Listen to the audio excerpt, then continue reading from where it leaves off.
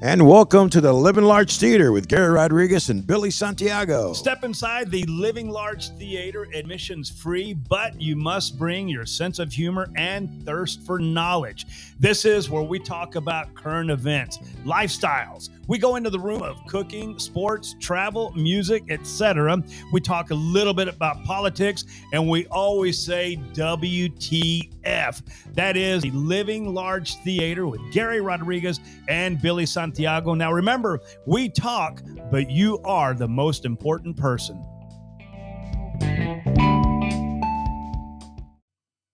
Welcome to the Living Large Theater podcast. Gary Rodriguez, Billy Santiago. The admission to the theater is always free, but you must bring your sense of humor and a thirst for knowledge. The Living Large Theater podcast. This is episode 12, and we're going to be talking with our good friend Tim Smith, chief meteorologist here in the Rio Grande Valley. But first, a little word from the insides. Gas prices are on a nonstop trajectory upward. Groceries that last year cost $40 now cost $80. Right is wrong. Wrong is right. Your children are now their children. Education is now indoctrination. And honest day's work is for chumps now. Hating one man now passes for supporting another. I know it's crazy, and it could all be by design. The truth is, now that we all know this, we just have to do our best to write it out. That's right.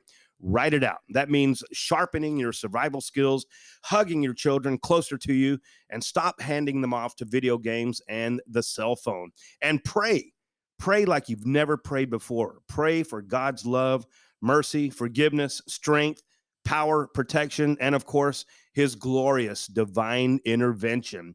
Only by doing this will you and I be able to write out these troubling times. Do this, and you will be living large. Remember, never give in, never give up, never get out. And thank you for joining us for the Living Large podcast. Gary Rodriguez, Billy Santiago, and our famous producer, Noe Ayala. Thank you so much, Noe, for all you do.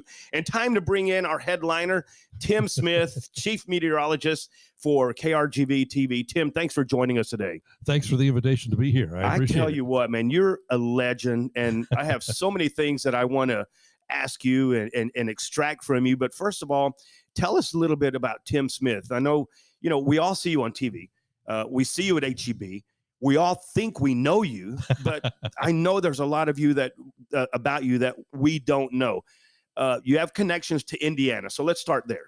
Well, I just got back from Indiana. I was up there a couple of weeks ago. There was a little round and round, a little race car race. The Indianapolis 500. Yeah. I've been going to that since 1975. Wow. That was my first. I was in high school, and a friend came home from school one day and just said, "Hey, I got tickets to the race this weekend. Do you want to go?" And I said, "Yeah, but I got to ask my dad." But I waited until the day before the race. Right, waited until Saturday and said, "Dad, my buddy Jim over here's got some tickets to the 500 for tomorrow. Can I go?" And he says, well, it's tomorrow. When are you going to go? And about that time, beep, beep. This is the day before the race. Yeah. And I said, right now? Golly, where are you going to sleep? Sit in the truck. So we jumped in the truck. We drove up, went to the race, and just had a terrific time. And I've been going ever since. So it became a tradition for you. It is. It's a family tradition. I've got 5 tickets, and they belong to me and to my family. And we're going back. I've missed a few. My son had the audacity to graduate from high school on race day. Yeah. They just don't get it here in Texas. But there was a great video of the graduation, so it worked out well. Good. I'm kidding. I watched the race, tape delayed, but I've been going ever since. I just got back. It was a couple of weeks ago, and as always, it was a great race. That is awesome, man. Look, I grew up in Dallas, and the chief forecaster at the station, everybody up there watched, was the ABC affiliate WFAA Channel 8. He was Jack Van Roy. Oh, gosh. And then Jack Van Roy eventually moved on, and Troy Dunnigan came in. Dungan. Troy Dungan came in, and he was the top guy. And then I ended up leaving the market. So my point is, who was your Jack Van Roy when you came on? Oh, that's a good question. Well, here in the Valley, I got here, and Lee Lindsay was the chief forecaster at the time. Okay. Lee was an old radio guy, kind of like I was. I started in radio first, and he did radio, and he ended up doing news. Then finally he became a weather guy and was so laid back, most laid back person you'd ever want to meet. He taught me, taught me the ropes. Growing up, there's a guy named Bob Gregory in Indianapolis that I always watched.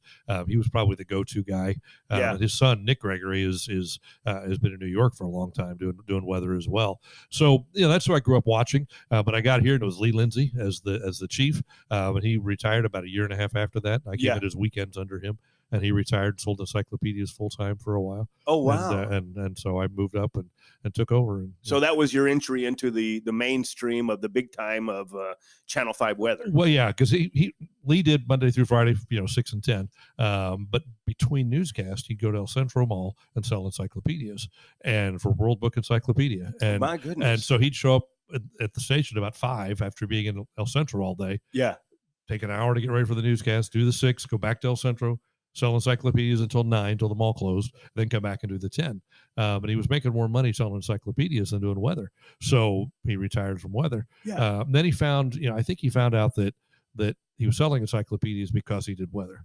I see. So when he stopped doing weather, yeah, encyclopedia sales kind of tailed off. Isn't that the truth, the man? star dimmed pretty fast, which Literally. is unfortunate, but it happened. I'm going to tell you this, that it's so funny you bring that up, because when I was in radio here, I would get literally a stack, maybe 4 inches high every month of invitations to, pachangas, quinceañeras, weddings, divorces, block parties, park parties. And, I was thinking, man, I'm a pretty big shot around here. Yeah. The day I left radio, those invitations came to a screeching halt. So I had a vision of what reality was, just like Lee Lindsay had to have found out. You were selling more encyclopedias because you were on Channel 5. And I was getting invites to pachangas and weddings and quinceañeras from people that I didn't even know because I was on the radio. And I think that's something that we all need to understand, that is, you're kind of a minor figure when you're on the air down here. Sure. But don't let that get to your head. That's exactly right. I say it's a star that dims pretty quickly when you walk away. And we've seen that happen over and over and over again. We love our people that we see every day, but we don't see them every day. That's out of sight, out of mind pretty quickly. And that's okay. That's okay. We're just people doing our jobs too. And, the Valley's a unique place. We don't have professional sports. We got semi-pro, but it's not like the pros where you see the same players day in and day out for year after year. So the pro sports rotate through, college sports rotate through, but the TV and radio people are here all the time. And have been for years and will be, hopefully, for years to come. Yeah. So I hear you and Larry James used to have grudge matches. Oh, it was awful. Whatever it took, Larry. Hey, let me ask you this. Were y'all really, y'all were friends, right? Sure. And, I say we still are. We still, I don't get to see Larry much at all anymore, but we exchange emails every once in a while. And that is so cool, and man. We're brethren, and he was here long before I was, and he's still around. And I wanted to bring that up to let people know that there is no animosity between professionals of one station and another, even so as somebody may want there to be, Right. No, it's a friendly competition, just like everything else. It's we want to beat them. We want to beat them bad. Sure. We want our ratings to be better than theirs, because then our station makes more money and maybe we'll make more money. But it doesn't get personal. It's ultimately it's people trying to do the same job. And in the weather world, we're just trying to inform people, especially during severe weather, that we want people to be safe. And if you're watching me, you're watching somebody else, as long as you're getting your information from a good source. Yeah. And that's one of the TV guys or someplace that you really know and you really trust. That's important with everything you do, So you did radio too before you got into TV? I did radio. I never knew that. In college, and I did it for about a year after college. I was a radio news director at my hometown radio station. Wow. Which meant I got up, signed the radio station on the air at 5:57:30 every morning, play the national anthem at 5:57 and a half. Yeah. And then I hit the network news at 6 o'clock, and at 6:05 I had a 10-minute newscast. And then I was the DJ for the morning for the first 2 hours with doing 10 minutes of news at the top of each hour. 10 minutes is a long time. It's a long time. You got to try to do 10 minutes of news in Batesville, Indiana, Yeah, oh my goodness. Where I had one stop on the way to work in the morning, and I was at the police department, and the overnight dispatcher, there was one policeman worked all night, the overnight dispatcher had to walk in and anything happened overnight. You got the blotter? Yeah. And the answer was always no, nothing ever happened overnight. But if I overslept, they would call the house. Oh, wow. Because they knew he's not here at 5:40, and they call the house and wake my dad, who really, Tim, was happy get about going. that. Yeah. So I never missed the national anthem, but I was close a couple of times. Hey, I got to tell you, a 10-minute newscast. That's a lot of time. news. Yeah, it's a lot of news, a lot of time to fill. You know, you, I think, are a treasure down here, and I'm not trying to blow smoke up around here. I'm just saying you're so approachable. You know, I see you at the HEB. I see you at various stores around here, and I know people come up to you and want to say hi and introduce themselves to you. Are you okay with that? Absolutely. I mean, that's, yes, absolutely. That's I mean, good. That's just,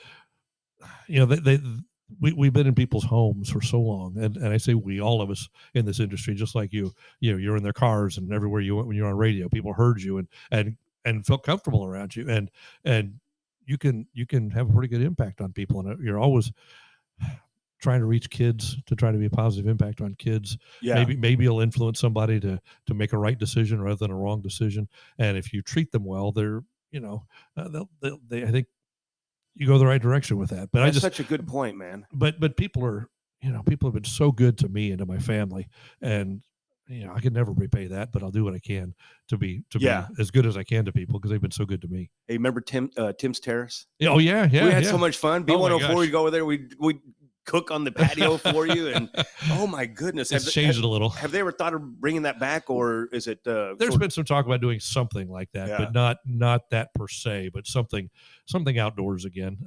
It was funny because we were doing it for the 6 and 10 weathercast every night out on the terrace, but Fridays at 6 we had guests that would cook. As you remember, we'd have food and it was great. But the 10 o'clock newscast in the summer was awful because it was so humid and so sticky, and you walk out the door and start sweating. It was worse than the 6. It was hot at 6, but at least the air was moving. At 10, by 10 everything settles down, and it was just awful. And it's like, we got to stop this. We got to find a better way. But I think that it could come back at some point. Something even as a sponsored special. There you go. Find somebody that would sponsor it. Maybe Traeger.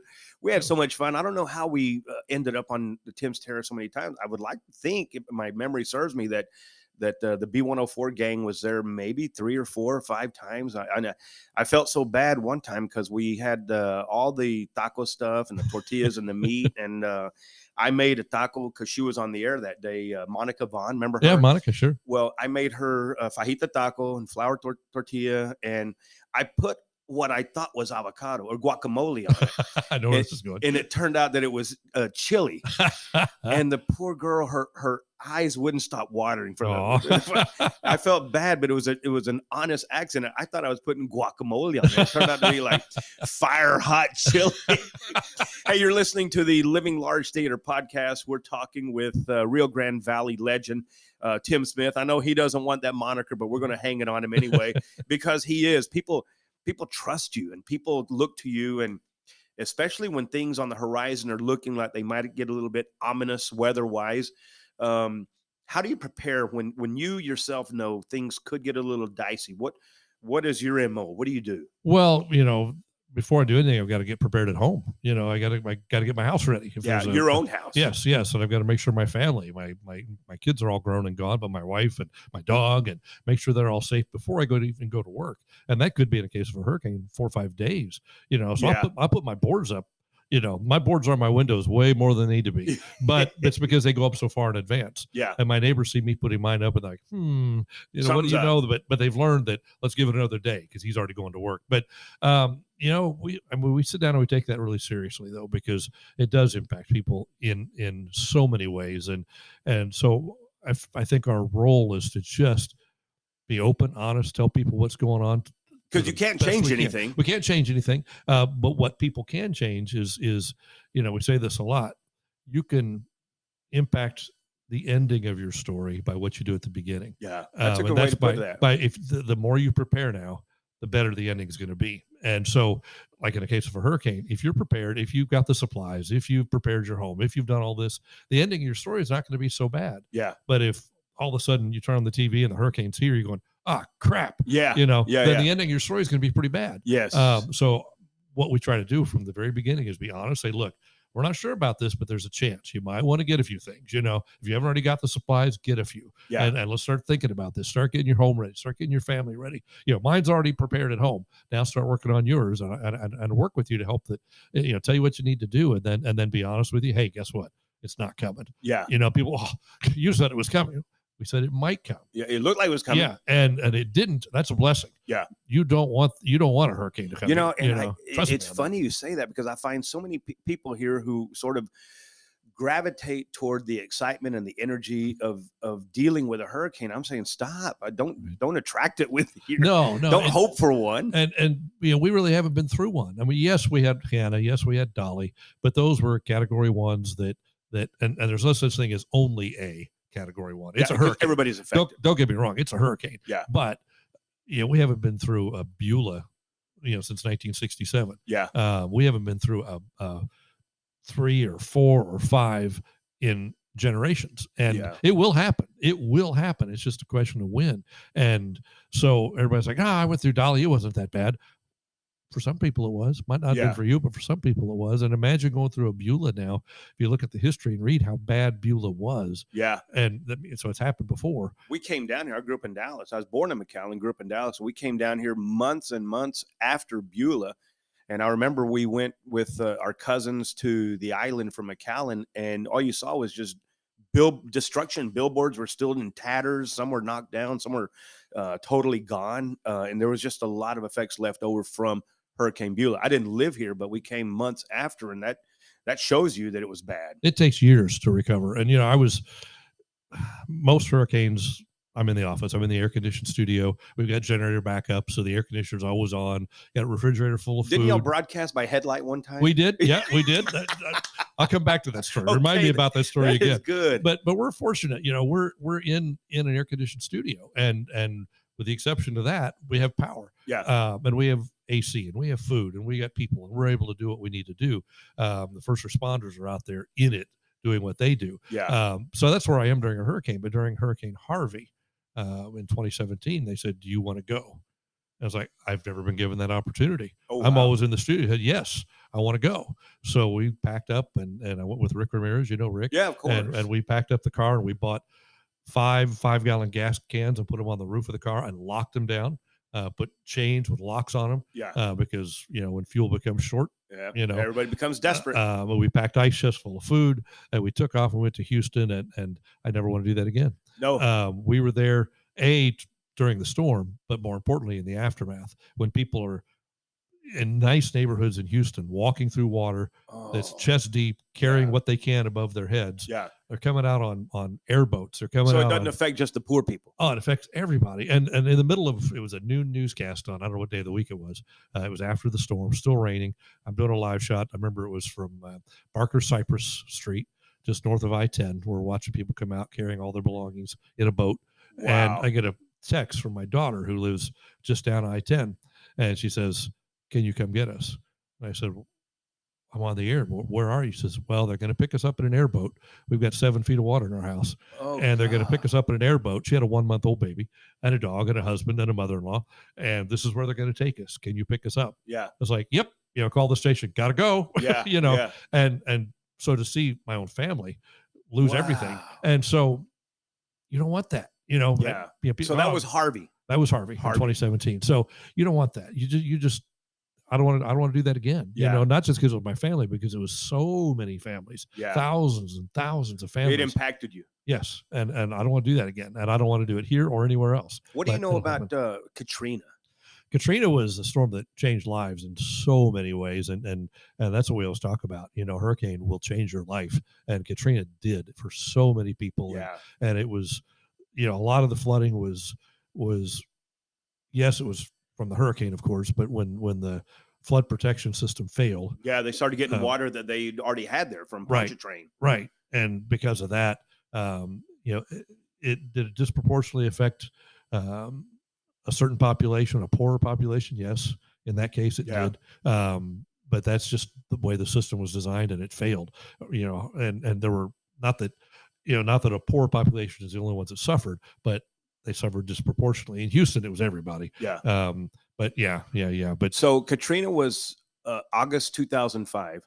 That sounds right. Yeah. And then I drove through New Orleans June 2006, and there was still junk everywhere. There was mounds of cement, mounds of signs like McDonald's signs and gas station signs that they didn't have anywhere to put it other than either in the middle of the road or on the side of the road.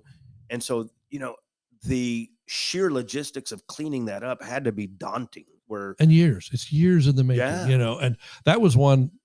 Katrina was a storm where the Weather Service used some really strong language for the first time. They talked about things. They were very, very real in what was going to happen. Mobile homes will be destroyed. Businesses will lose their roofs and their walls and will be flooded with up to 8, just very real language. Yeah. And it all came true. And so that kind of language, finally, people were like, oh, they meant that. And during, was it Laura? I can't remember now, but one of the storms that hit Louisiana, that they used the phrase unsurvivable storm surge. Oh my goodness. Yeah. And unsurvivable. Talk about honesty. Yeah. Yeah. If you're in the path of this storm surge, you will not survive. And that storm went into a spot of the Louisiana coast, just 10 miles east of where the population was. And so that storm surge went over an uninhabited part of the coast. Right. If it had gone in 10 miles west, then that storm surge would have gone there where people were, where they were living, or staying, riding out the storm, and they would have died. Yeah. But because it was 10 miles east, that storm surge didn't happen where the people were. Yeah. So everybody came out and said, you said it was going to be unsurvivable. We're fine. Yeah. It's like, yeah, but if you live 10 miles east, well, I don't live you were wrong again, And that was a blessing, and that had to be the hand of God moving that water just a little bit to the east. And it was unsurvivable, but nobody was there. You talked about the dolly and the lighting and the I remember that. Yeah, y'all were broadcasting by truck lights. We were. That was dolly, and we were we have generators, full generator backup at the station, but all of a sudden we lost power. Everything. We're on generator power, and the generator shuts down, and all we have is the uninterruptible power supplies, little boxes that run 4 or 5 things. So the camera light comes on.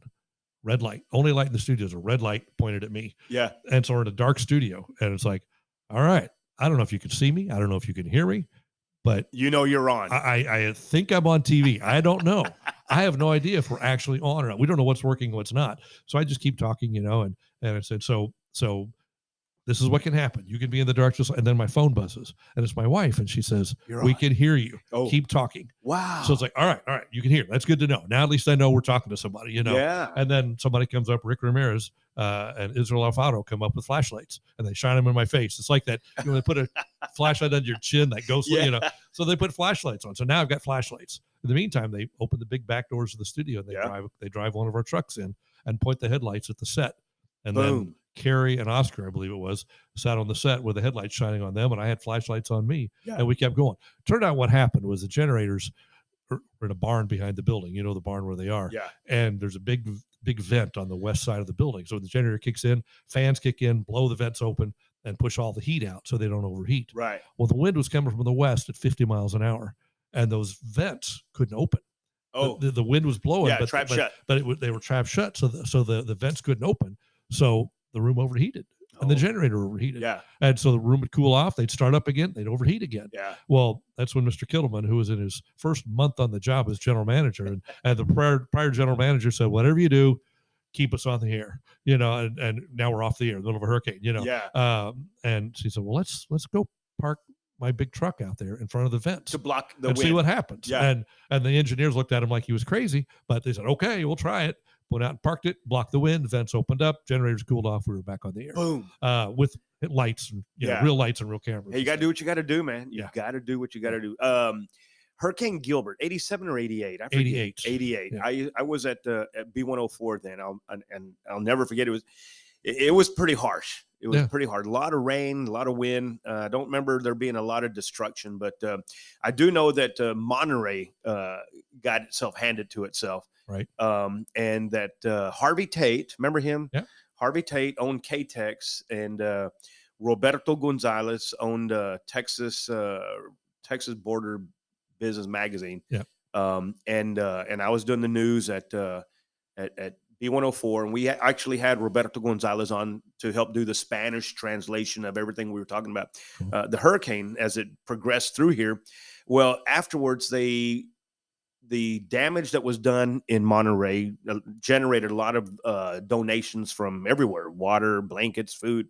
And so somehow there was word that the Mexican military had stolen all this donated product for the survivors.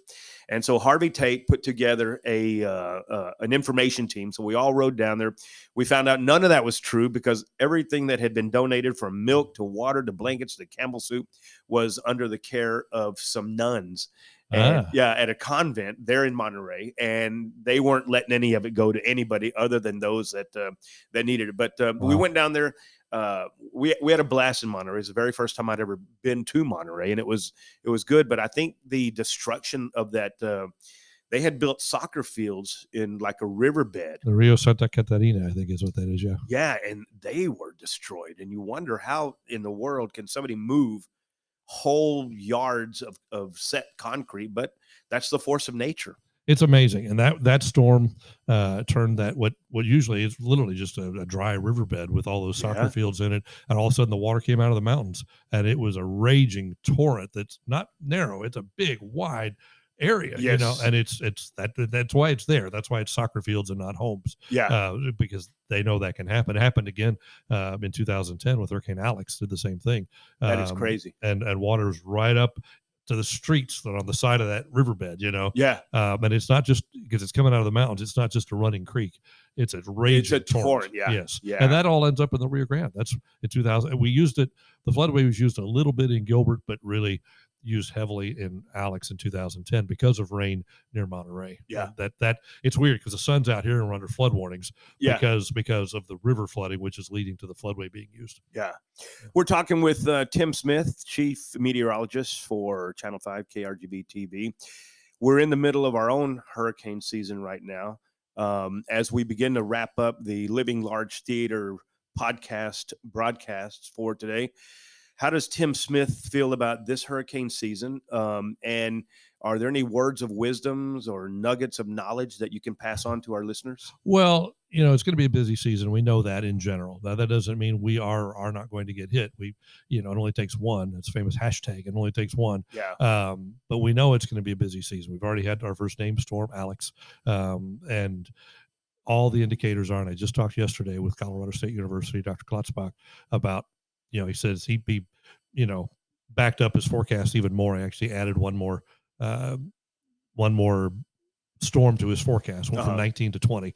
So he's, doubling down on what he said before. And I'll go back to what I said earlier. You've got the unique ability to write the ending to your own hurricane story. But get after it. But you're writing the introduction today.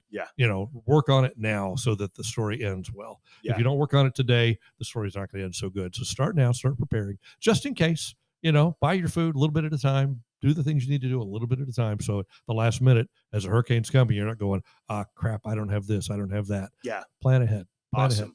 Let me ask you this, not to put you on the spot, but if one of our listeners wanted to reach out to you officially through your email and had questions, is that okay? Email's the best, tim@krgv.com. Okay. Tim at KRGV. That's the easiest. I'm on Facebook too, KRGV Tim Smith. For some reason, I don't see my messages there as quickly. Email, I'll see it on my phone right now. But you can also reach out on Facebook.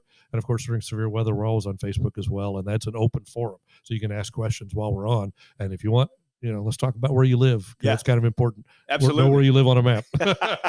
Hey, before I let you go, I want to talk to you about craft beer. I know you are a craft beer aficionado. I do like good beer. But you're also involved in some of the festivals, the international festival, or you had been. Sure. We started with some people. We started a night at the Museum at Imus 15 years ago. Got that still going strong. Still going strong. 15 is coming up April the 1st. That's awesome. The quinceañera for Museum is April the 1st, so I'll be there for that.